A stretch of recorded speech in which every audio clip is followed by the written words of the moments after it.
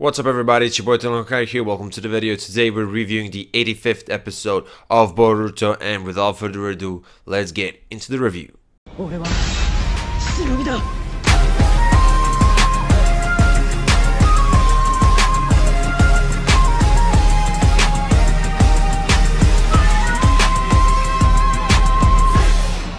Just like the majority of this arc, this episode had a relatively slow pacing. I don't want to call it like entirely slow, because if you think about it, still a couple of things in terms of plot progression happened. You have Konohamaru appearing again, you have at the end Ku deciding to take over the hidden stone village, you have Boruto leaving the little barrier that he was in and stuff like that. So it's not like it's super slow, it's just that you know, some things are a bit longer than they would normally be. And this is done on purpose. I think that this is Boruto's longest arc so far. And I'm talking about the entire series. And if you think about it, it's still not over. So yeah, honestly, I'm a fan of it. Like, obviously, depending on the content, I can either be frustrated or happy. Like, this episode had one or two questionable episodes, but for the most part, I'm enjoying it. And one thing, you know, when it comes to these long arcs is that they always have super satisfying endings, conclusions. I mean, because, you know, obviously if it's, you know, executed properly, because, you know, you have so many episodes, you're waiting for it to end. So naturally, you know, the writers put a lot into these endings, right? So yeah, anyway, in this episode, Seki appears. We saw him during the Chunin exams, and it's nice seeing a character from back then. I remember when we saw those hidden you know, stone ninjas, I was like, you know, I don't know if I mentioned it in my reviews, but I was kind of disappointed that they were on the screen for so short. And then here we had Seki again. And in this episode, he stated that he wants to become the Tsuchikage. I think he will become a Tsuchikage at the end of the Boruto series. So yeah, and I honestly like his character. A lot of, you know, when he was on the screen, I laughed a lot, especially when he was interacting with Boruto, like how they react to each other and how they talk. And overall, I really like his character so far. I mean, excluding the Chunin exams, he appeared in like this one episode. So yeah, now going back to Mitsuki, right? They're having, you know, issues with this curse mark. The scientist or whatever, he says that it's gonna, I don't know, take some time, and that they will succeed despite the fact that there's a curse mark there. But when you look at this episode, it's not so promising. I mean, you have Kirara, and I forgot the guy with red hair. They're about to die. They need human hearts. That was mentioned in this episode, and holy shit, that's dark. Obviously, as Ku said, Onoki wouldn't agree with this because he wants the synthetic humans to protect humans. You know, he doesn't want humans to suffer because of them. But that's where Shikadai comes into play. They tried to take Shikadai's heart. I'm gonna get into that a little bit later. But because I have notes here, you know, from the episode, and I'm going like chronologically. So going back to Seki, that little detail with, you know, the massage scene, and, you know, what he mentioned about his granny and how he wished she saw him become a shinobi. I thought that was a great emotional touch to this episode, and I did something that I really enjoyed. You know, because like I already mentioned, apart from the Chunin exams, we saw Seki only in this episode, and let's be honest, he's probably in the long run, he's just going to be one of those random side characters. But at least when you add some layers to his character, at least you can create some type of bond with the character. And, you know, I was touched when I heard about, you know, him and his grandma, so and his late grandma. So I really enjoyed that little detail that they added in this episode. And it was funny when Boruto was trying to give Onuki a massage. But anyway, the Shikadai scene, I mean, it's, you know, it's Shikadai. Yet again, you know, he shows how intelligent he is. He used his shadow jutsu or whatever, so that he could stop breathing, and then he didn't inhale the, I don't know, poisonous gas or whatever. Looks like he did inhale it a little bit. I think he said it. But overall, that scene, it was like really intense, like the entire scene, and it was interesting. And I wonder if he killed the scientist, because like he threw something and he hit him here. Like, Heart is leaning more towards the left side, but, you know, he hit him on like right on the right side of his chest. That's where he landed the hit. So I wonder if he actually killed the scientist. I don't think he did. Or even if he did, I don't think he was aiming for the kill. Doesn't really matter. Like I think in the preview we see the scientist, and I guess that's Shikadai using transformation jutsu. But anyway, that scene was cool. Anyway, we get a flashback of Onoki when he was a kid, when he talked to the Tsuchikage at that time.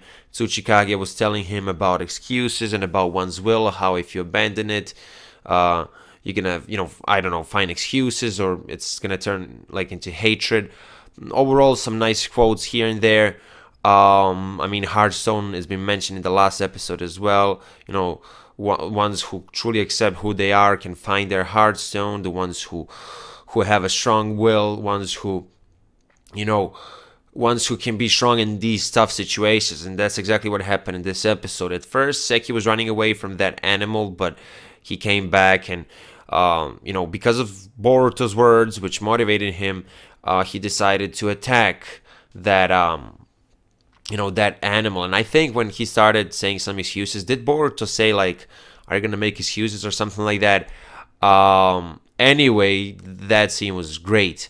Now, yeah, I really enjoyed that little moment when Onoki said, let me remember, making excuses cannot be excused. When he said that, that was hilarious. I mean, Boruto's reaction was hilarious when he was like, is that a pun? Yeah, it really, like, it sounds kind of ridiculous, but it's true. Like, you can make excuses for anything in this world. Like, you shouldn't be doing it, but you can. You can basically. But how do you make an excuse for making an excuse? Like that's a different level. So yeah, I really enjoyed that little quote from Onoki and Boruto's reaction and stuff. So yeah, at the end, like near the end of this episode, Ku decides to take control over the village, because the situation is getting worse and worse. And we even see it in the preview. For the next episode, we see a lot of Akutas casually walking around the hidden stone village. So that's going to be interesting. And anyway, because going back to Seki, obviously he found his Hearthstone, and Boruto, Onoki, and Seki, they leave, right? And there's this scene where Onoki and Boruto are standing there looking at the village, and a couple of moments later, Ku is looking at the village again from some distance. And like this is such a nice aesthetic detail about this episode. I don't know how to explain it. It's like, in the next episode, shit's about to go down, and on one side you have Onoki and Boruto, and on the other side you have Ku, and they're like looking at the village. So that kind of tells you that they're probably gonna go towards the village or whatever, and that something is gonna happen. Did I mention Konohamaru's presence in this episode? I thought that was cool. I can't wait to see more of him in this arc. But anyway, going back to Onoki and Boruto, Onoki, like when he's talking to Boruto is questioning what Onoki says about peace and all that, and Onoki tells him, bear with me, for a bit longer. So yeah, we're gonna get more interactions between Onoki and Boruto, which is something that I really enjoy in this arc. And I think I mentioned it in my last episode review, which was episode 84 review.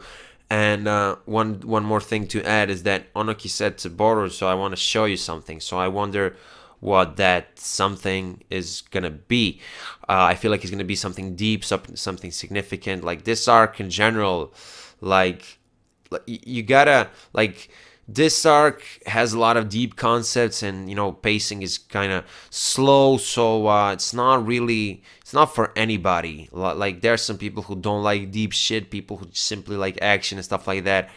So I kind of understand that, but I'm really sad that there are so many people shitting all over this arc, while in reality, you gotta be a bit more mature for this arc, right? Because as I said, it's really slow, it's serious, it's deep, it's not generic, right? It's very unique. So but again, I understand why some people might not enjoy it, because it's not really their thing. But at least try to be objective. Me, when I don't like something, I can distinguish between not liking something and something objectively being shit. like it can happen that something is objectively shit and that I don't like it, but just because you don't like it doesn't mean that it's shit. I will gladly defend this arc until it ends, and afterwards. I mean, doesn't really matter, but you get what I'm trying to say. Anyway, at the end of the episode, cool.